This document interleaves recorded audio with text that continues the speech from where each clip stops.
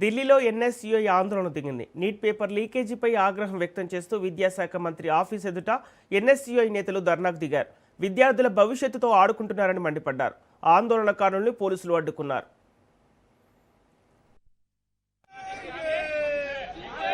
आप अपने आप को विश्वास कर लें, आपके खिलाफ कानूनी कार्रवाई की जाएगी।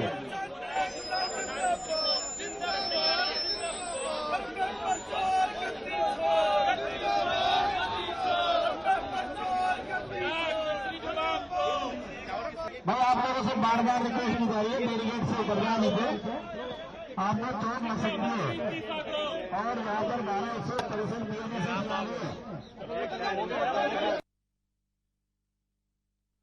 भाई आप लोगों को बार बार रिपीट किया जा रहा है कि आप 12% पीएनए लागू है और आप लोग इस तरीके से यहाँ पर धरना प्रदर्शन नहीं कर सकते।